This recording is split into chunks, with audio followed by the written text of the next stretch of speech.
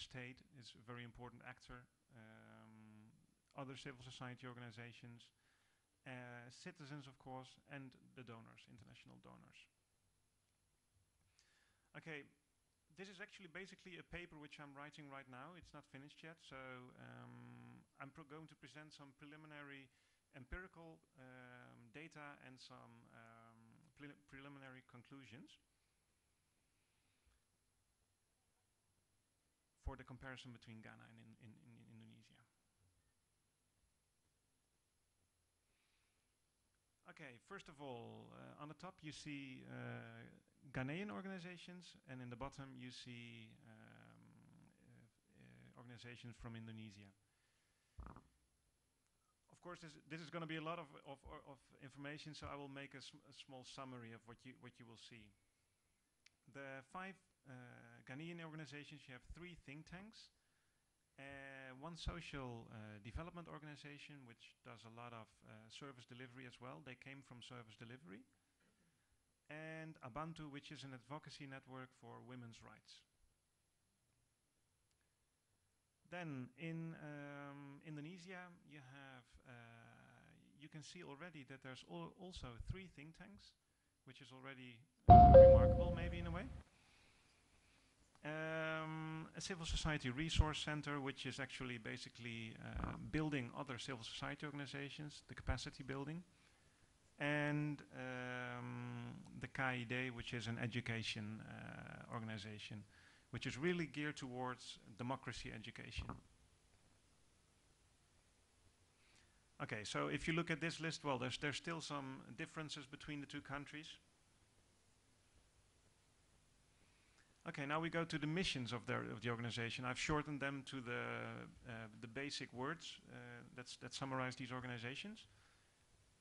Okay, so if you look at Ghana, the 3 think tanks, they're all about democracy, good governance, and liberal economy, except IDEC, IDEG, which is democracy and good governance. Then you see ISADEC, which is a social justice organization, so it takes more the social democratic approach. And Abantu is really for women's rights, gender issues. Then when we go to Indonesia, you see again good governance, you see a strong democratic civil society, human rights, democracy from below, which is actually the education project of the organization KID. So they want to educate people into democracy. Then we have a legal reform organization and a human rights organization. So again, we see some differences in topics here. Then if you go at the structure of the organization, you can see a lot of similarities actually. There's in this sample, there's only 1 organization which has a democratic structure, so where there are members and people can vote about programs within the organization. But then again, the membership is only limited to institutional membership. So it's not the people they work for that are members, but interested individuals, ex-colleagues, maybe some people in some ministries that become a member, or some contributors that become a member. So it's not the normal people that are a member. So in Indonesia, you see 3 times that it has been initiated by a donor, not by the Indonesians, but well, collaborated together with Indonesians, or started only with a donor. And they are all, well, hierarchic structures. If you look at the people that work there, work in those organizations, they're almost all academics. They're the core personnel have been trained in, well, either in local universities, but in Ghana, most of them have studied abroad in US or in Indonesia, sorry, in the UK. It's less the case in Indonesia, but still in Indonesia you have all academics. And for instance, in the case of the last organization, ELSAM, they started out with activists, so really an activist student movement. But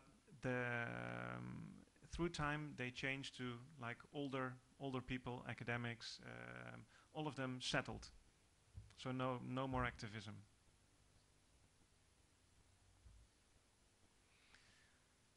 Okay, so if you look at the types of strategy, of course, if you take a low level of abstraction, then you can see a lot of differences. But if you look at so what they actually do is different. But if you look at the type of strategy, if you go a little bit higher in the level of abstraction, it becomes very similar again. Almost all of them, I can see, yeah, almost all of them are into research and advocacy. So they do it on different topics, but it's always research and advocacy. And then within research and advocacy, you have the difference between, on the one hand, the soft kind of advocacy, which is approaching politicians, lobbying, this kind of strategies. And on the other hand, you have, you know, the petitions, the demonstrations, but not that's the hard advocacy, in my terms. But it never goes beyond that. And then one thing you see in both Ghana and Indonesia is civil society capacity building. So civil society organizations that try to build other civil society organizations, their capacities. So here you can see that it's very similar between the two countries. Well, actually, because I don't have time to show all these things and I have to summarize them into a smaller story anyway later on. But this one I wanted to show you that because I think it's one of the main explanations, the donor dependency. All of the organizations are almost, in Ghana it's higher, it's almost 100%. In Indonesia, for some of the organizations, it's about 80%, 90%. But most of them, it's totally donor support.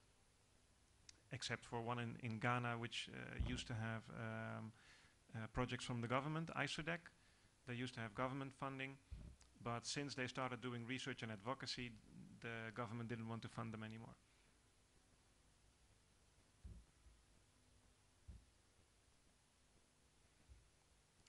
Okay, so preliminary conclusions. My first ideas are, you can see some differences in focus between the countries.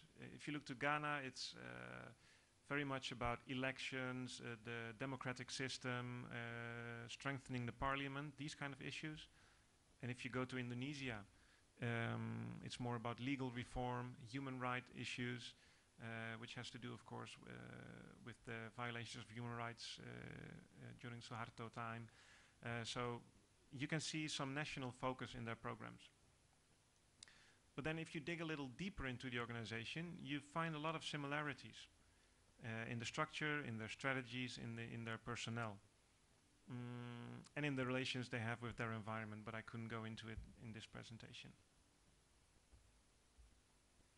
So how can we explain these similarities and differences? I was looking in institutional theory, and I've been looking at two concepts. Organizational field and institutional isomorphism. These are two concepts which I try to use to explain what is happening. In the organizational field, I'm not going to read the whole definition, but it actually means that in your country,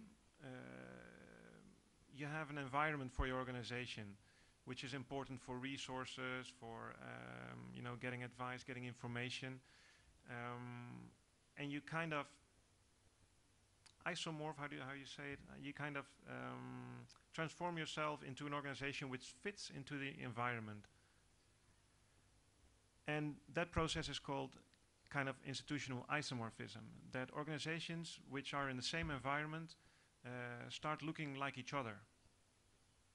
So there's three processes: coercive isomorphism, mimetic, and normative. And coercive is actually, it is done by rules. So there are certain rules. Every organization has to have these safety procedures or these employee standards, accountability principles. These kind of things are just rules, so you have to conform. So you start to look alike. You can also mimic each other. It's like somebody is doing something which seems to be good, so I'm going to do the same. And then normative, which is related to professionalization. You have professional bodies for instance, lawyers, for medical association, for dentists, whatever profession you can think of. They set standards for the business.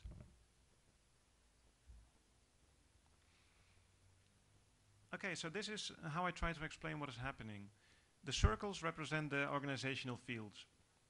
And you can see the NGOs on the left in Ghana, and on the other side in Indonesia. So if the hypothesis of the blueprint approach is true, then they will look very much similar, even though they are in different organizational fields, which can be explained by the third organizational field, which is organizational field number C, the one of the international donors. So if the organizations would be very much embedded within their own country, we would expect a lot of difference between A and B. But because organizational field number C is so strong, they start looking alike. So they start to become part of this organizational field instead of their local country.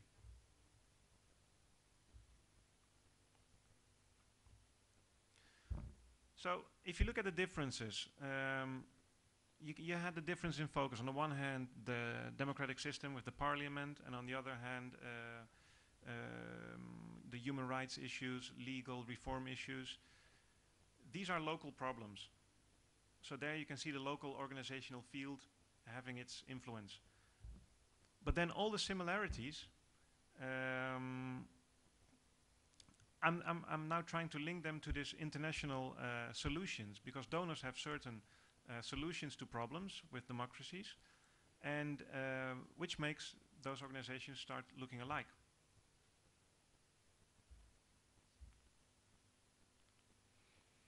Okay, so what is happening? I've been speaking with those organizations about their contacts with international donors, how they perceive their relation with them, what they have to do for them, what is the positive aspects, what are the negative aspects. So you can see that what they say is, well, we have to draft proposals, there are reporting requirements, they have to account financially, and donors have certain priorities, certain programs they want to do. So actually this relates to the coercive isomorphism. If they don't do this, they don't get money. So to be able to conform to those donor requirements, you will need a professional organization with academics, because academics speak English, they know how to write a proposal, they know how to report their finances, so that donors gain the trust of the organizations.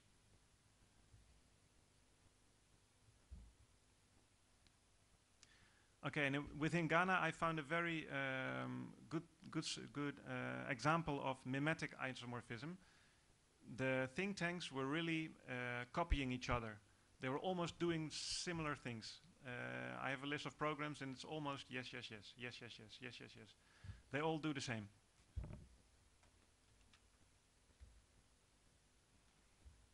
Okay, because this is a paper in, it's not finished yet. I would like to discuss some things with you about things I'm still, struggling with. Okay, my first analysis shows that there is it suggests that there is a blueprint approach by these donors. But then still there is this question: is this really a problem? Is democracy universal, or should it be more contextual? And if so, what are the problems? I think it's an important question. And then the second one, do these concepts of isomorphism and organizational field help to strengthen this argument? Because you always have to watch out that you're not putting your data into a theory and confirming it. So you always have to be critical about that.